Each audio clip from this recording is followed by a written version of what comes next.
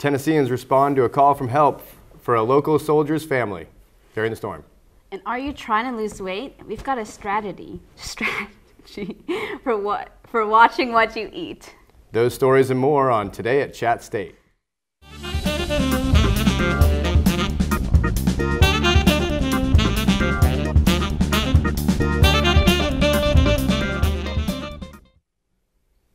Hello, I'm Connie Bergdorf. And I'm on-the-spot reporter Mark Tomlinson, filling in for Keegan Webb.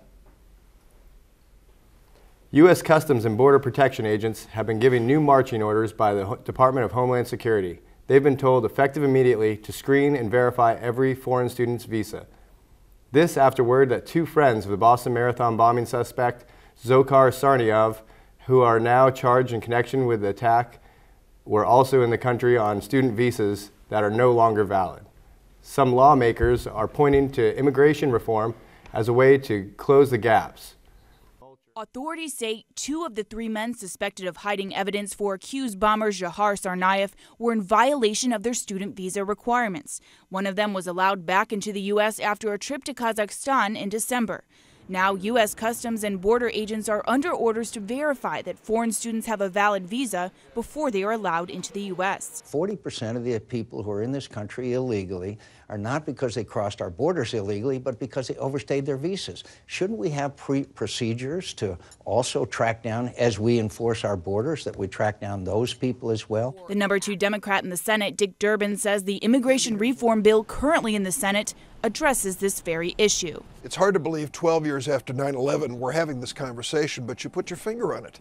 There is not enough coordination between these different agencies so that we know someone should not have been readmitted to the United States. New York Congressman Peter King, former chairman of the House Homeland Security Committee, says customs officials lack the technology to determine whether foreign students are in compliance with their visas. It has to be done. It is finally going to be done, but it is going to, in the interim, it is going to cause some delays at the airport because the person at the airport is not going to know for certain whether or not that person is in compliance, and that is going to be the short-term delay, but it has to be done. The bipartisan immigration bill is scheduled for markup this week in the Senate Judiciary Committee.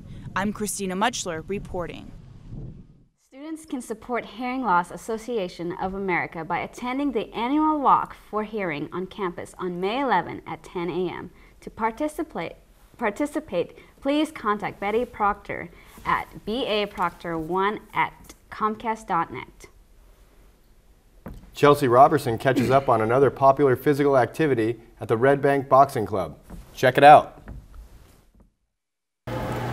All right, we've got Slade Corbin with us today, fighting out of Chattanooga, Tennessee. So Slade, you've got your gold gloves around your neck, so obviously you've won. How do you feel? Feels awesome. So, how old were you whenever you first decided to start boxing? I was 10 years old, and most kids start when they're 8, but I started a little late. So I started when I was 10 years old, and it'll be 6 years this August. So what really inspired you? Well, this might sound strange, but I was actually getting into some fights at school, so I went to my dad because I was getting in trouble, and I said, I want to fight without getting in trouble. And he said, well, why don't you box? We heard it on the radio one day, and they were having a show at Red Bank, so he asked me if I wanted to go, and we did. We walked in, and he saw my current coach now, Andy Smith. Out of all the coaches, he picked him, and I'm so lucky that he did. That's awesome. So you've been with him for 6 years then. Andy Smith. Well, that's great. Thank you so much for interviewing with me, and you did a great job. He won all 3 of his matches tonight. And thank you. Back to you, Chattanooga State. A new study indicates that Americans pay attention when calories are expressed in the time it takes to work them off. Carl Azuz cooks up some details. Guess what's on the menu? Calories. Literally. Part of President Obama's 2010 healthcare reform law says if a restaurant chain has more than 20 stores nationwide, they've got to show the calories in their food items. In practice, though, this hasn't led many Americans to make lower calorie choices. They're still ordering what they want regardless of the calories listed. So a new study tried something different. It took 300 men and women between the ages of 18 and 30. It gave all of them menus showing the same food and drink options, but some of the menus had no nutritional information, some of them showed the calories the food had, and some of them showed the amount of exercise needed to burn off the calories in the food. The menus with exercise times led people to order and eat fewer calories. But there was no difference in eating when the calories alone were listed. So the meat of this study, get it, is that it may be more valuable for people to see what calories mean in terms of exercise than just seeing numbers next to burgers. Carl Azus, CNN, Atlanta. Social media did it again. A deployed soldier's call online for people to help his pregnant wife deal with massive piles of storm debris got a massive response.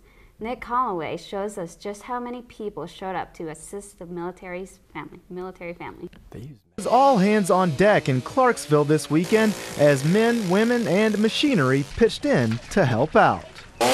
During the storms, this tree fell in the backyard of Richie Hendricks, a Fort Campbell soldier who's currently deployed in Afghanistan. His wife is due to have their second child this week, so Richie went to social media to ask for help. The next day, nearly a dozen complete strangers, some current and former military, some civilians, and even a soldier's widow, volunteered their time.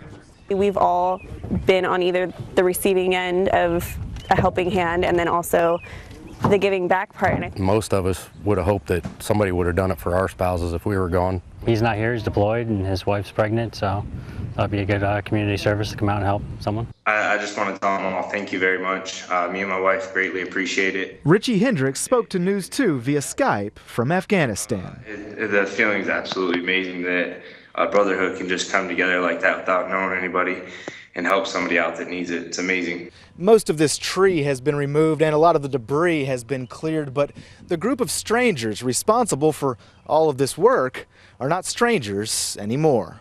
The crew says they didn't do all this to get any recognition. They were happy to help out, make new friends, and give thanks to some neighbors for making sure they didn't go thirsty.